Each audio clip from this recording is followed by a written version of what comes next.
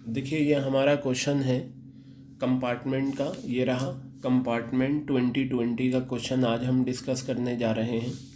ठीक है, तो इसे आपको होमवर्क में करना है, सिंपल क्वेश्चन है। यहाँ देखिए शेयर कैपिटल आपको दे रखा है 6 लाख से 8 लाख हो गया, ये प्रीवियस ईयर ये करंट ईयर। तो 6 लाख से जब 8 लाख आपका हो गया 2 लाख से बढ़ गया, 2 लाख से अगर आपका शेयर कैपिटल बढ़ता है तो इसे हम कहेंगे इशू ऑफ शेयर्स। क्या कहेंगे हम इसे? इशू ऑफ शेयर्स कहेंगे। और ये जाता है फाइनेंसिंग एक्टिविटीज़ में। कहाँ पर जाता है ये? फाइनेंसिंग एक्टिविटीज़ में जाता है। रिजर्व एंड सरप्लस के आगे नोट नंबर 1 दे रखा है। नोट नंबर 1 का मतलब ये है आपको नोट्स टू अकाउंट में जो नोट 1 है वो देखना है। यहाँ पर आपको सरप्लस दे रखा है। सरप्लस का मतलब प्रॉफिट। करंट ईयर में 3,30,000 और प्रीवियस ईयर में 2,20,000, तो क्लोजिंग माइनस ओपनिंग आ जाएगा 1,10,000 रुपये प्रॉफिट। क्लियर है? उसके बाद ध्यान से देखिएगा, जब आप net profit before tax and extra ordinary items लेंगे तो सबसे पहले आप क्या लेते हैं? प्रॉफिट, वो तो आपका आ गया 1,10,000। फिर आप लेते हैं जनरल रिजर्व, वो भी कहाँ मिलता है? रिजर्व एंड सरप्लस में। तो यहाँ नोट 1 में देखा रिजर्व एंड सरप्लस में आपको जनरल रिजर्व नहीं है। फिर आपको प्रपोज डिविडेंड मिलेगा एडजस्टमेंट में, वो भी नहीं है। इंटरिम डिविडेंड भी एडजस्टमेंट में मिलेगा, वो भी नहीं है। और चौथा आता है प्रोविजन फॉर टैक्स, वो मिलता है करंट लाइबिलिटीज़ में शॉर्ट टर्म प्रोविजन में। यहाँ शॉर्ट टर्म प्रोविजन नहीं दे रखा तो इसका मतलब वो भी नहीं है। तो इसमें net profit before tax and extra ordinary items का जो आंसर आपका आएगा वो सिर्फ प्रॉफिट ही होगा। क्लियर हो गई बात ये? अब ध्यान से देखिएगा, लॉन्ग टर्म बोरिंग्स का आगे 2 नंबर दे रखा है, यानी कि second note. I told you many times if note number is given against any item then you will approach notes to account for information. अब आप जब कैश फ्लो में लॉन्ग टर्म बोरिंग्स के बारे में कुछ भी लिखोगे तो यहाँ से नहीं लोगे, आप नोट्स टू अकाउंट से लोगे। और देखिए लॉन्ग टर्म बोरिंग्स का आगे 10% डिबेंचर्स लिखा हुआ है। क्या लिखा हुआ है? 10% डिबेंचर्स, यानी कि ये इंटरेस्ट का रेट है। साल के पहले दिन आपके पास डिबेंचर्स हैं 1,00,000 रुपये, साल के आखिरी दिन आपके पास डिबेंचर्स हैं 1,60,000। ये जो 60,000 से आपका डिबेंचर्स का अमाउंट इंक्रीज़ हुआ है 60,000 से जो डिबेंचर्स का अमाउंट आपका इंक्रीज़ हुआ है, ठीक है बेटा, ये कहलाता है इशू ऑफ डिबेंचर्स। क्या कहलाएगा ये? इशू ऑफ डिबेंचर्स, यानी कि आपने इशू कर दिए डिबेंचर्स, 60,000 रुपये आप फाइनेंसिंग के इनफ्लो में दिखाएंगे। ये जो 60,000 रुपये हैं कहाँ दिखाएंगे? फाइनेंसिंग के इनफ्लो में आप दिखा देंगे इसे। क्लियर हो गई बात?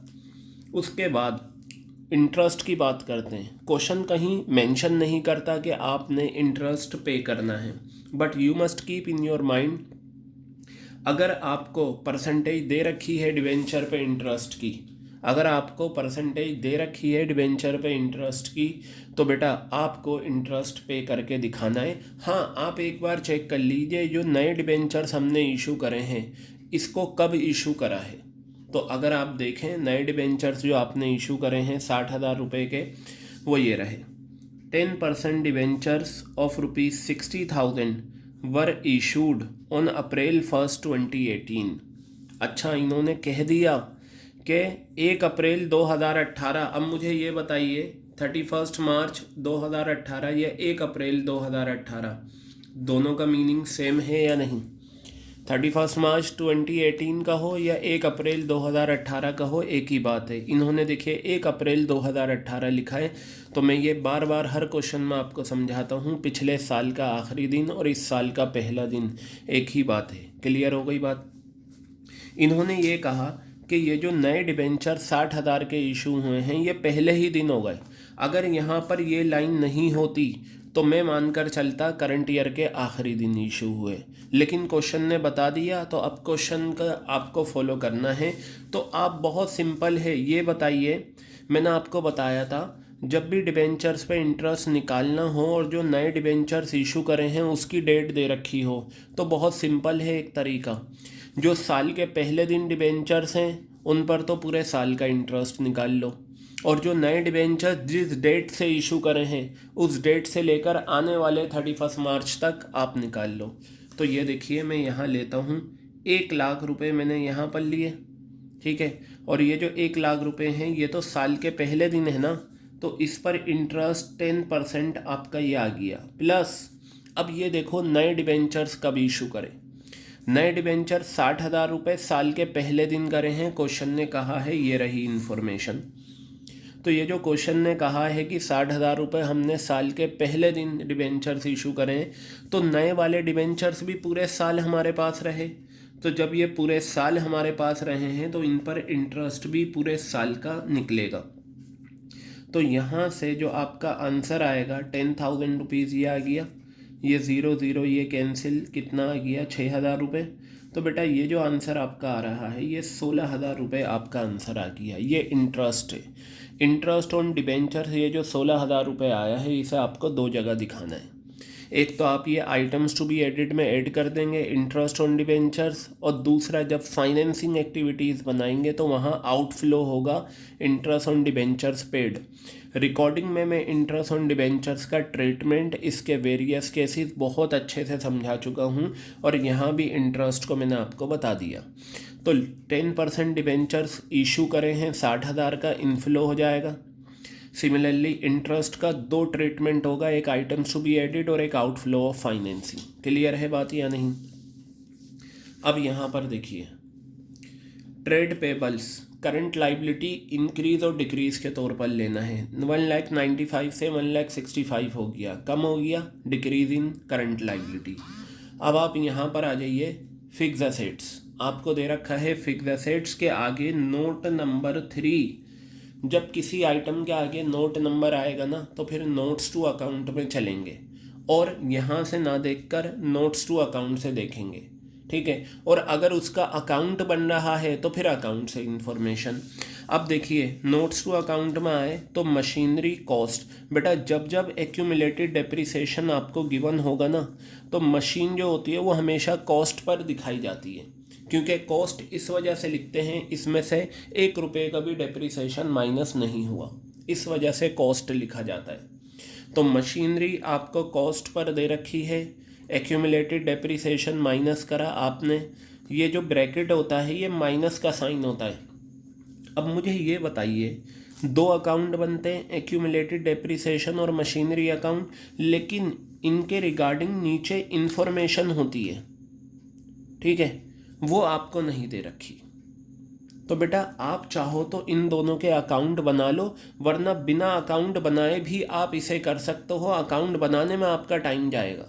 वैसे तो दो अकाउंट बनेंगे, वैसे आपके दो अकाउंट बनते हैं। इसमें करना ही क्या है, अगर आप अकाउंट बनाते हैं, ऐसे दो क्वेश्चन हम डिस्कस कर चुके हैं जिसमें मशीनरी और एक्यूमुलेटेड का ओपनिंग क्लोजिंग गिवन है, लेकिन नीचे जो इन्फॉर्मेशन होती है वो नहीं गिवन। तो अगर वो नहीं गिवन कोई बात नहीं। तो अगर आप इसमें अकाउंट बनाते हैं आप क्या लिखेंगे, एक्यूमुलेटेड डेप्रिसिएशन का आप लिखेंगे by balance BD to balance CD और क्लोज कर लेंगे, आपका डेप्रिसिएशन का अमाउंट क्रेडिट में आ जाएगा। और मशीनरी का आप बनाएंगे to balance BD by balance CD, debit में डिफरेंस आ जाएगा, वो परचेज हो जाएगा। तो बनाने में टाइम लगेगा या नहीं, आप बिना बनाए भी कर सकते हैं इसे। बस आप ये देख लीजिए, अगर आपको नीचे इन्फॉर्मेशन नहीं दे रखी, अगर दे रखी हैं तब तो अकाउंट बनाने ही पड़ेंगे दोनों, और अगर नहीं दे रखी बस इस तरीके से मशीनरी और एक्यूमुलेटेड डेप्रिसिएशन दे रखा है, तो बेटा ध्यान से सुनना, ये आपका 95,000 है और ये आपका 1,20,000 हो गया। 95 से 1,20,000 आपका हो गया, बढ़ गया। एक्यूमुलेटेड डेप्रिसिएशन आपका बढ़ गया है, तो ये कितना बढ़ा, 25,000, ये आपका डेप्रिसिएशन का अमाउंट है। क्या है ये आपका, दोनों का डिफरेंस अगर मैं लूँ 25,000 रुपये, ये आपका डेप्रिसिएशन का अमाउंट है।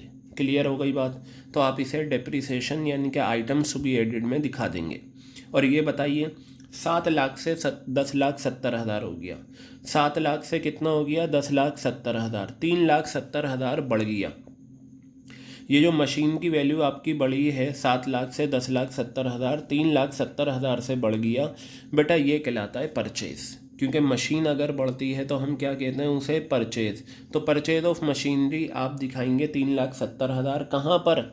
Outflow of investing activities. और अदरवाइज आप ऐसे नहीं करते तो अकाउंट बना लीजिए, तब भी आपका आंसर यही आएगा। ठीक है, तब भी आपका आंसर यही आएगा। तो आपके टाइम को बचाने के लिए मैंने आपको बताया कि अगर कभी मशीन आपको गिवन है और एक्यूमुलेटेड का ओपनिंग क्लोजिंग गिवन है तो उस सिचुएशन में आप अकाउंट नहीं भी बनाते तो चलेगा, और अगर बना लेते हैं तो कोई बात नहीं। ठीक है, तो चलिए अब यहाँ आते हैं। ये करने के बाद नॉन करंट इन्वेस्टमेंट 1,00,000 से 1,35,000 हो गया, परचेज करा है। तो ये जो 35,000 रुपये आया है ये हमने परचेज करा है, आउटफ्लो होगा इन्वेस्टिंग का। Current investment, many times I told you, ये जो करंट इन्वेस्टमेंट है ये कैश इक्विवेलेंट का एग्जाम्पल होता है। तो जब आप आखिर में नेट इंक्रीज और डिक्रीज निकालेंगे तो ओपनिंग कैश इक्विवेलेंट में आप ओपनिंग करंट इन्वेस्टमेंट ऐड कर देंगे, ओपनिंग कैश इक्विवेलेंट में आप ओपनिंग करंट इन्वेस्टमेंट ऐड कर देंगे, क्लोजिंग कैश इक्विवेलेंट में आप क्लोजिंग करंट इन्वेस्टमेंट ऐड कर देंगे। ओपनिंग वाले में ओपनिंग ऐड कर देंगे, क्लोजिंग वाले में क्लोजिंग ऐड कर देंगे, आपका आंसर आ जाएगा। ठीक है, ट्रेड रिसीवेबल इंक्रीज और डिक्रीज लाइबिलिटी के तौर पर आप ले लेंगे। तो बेटा ये आपको कैश फ्लो स्टेटमेंट बनाना है, ये रहा कैश फ्लो स्टेटमेंट, तो इसे आप बना लीजिएगा। मैं इसका फ़ोटो क्लिक करके आपको सेंड कर दूंगा। ठीक है, क्लियर है? तो ये था हमारा क्वेश्चन नंबर 32, कंपार्टमेंट का एग्ज़ाम था 2020 दैट वी हैव डिस्कस्ड। बहुत सिंपल क्वेश्चन है, आसानी से आपका हो जाएगा।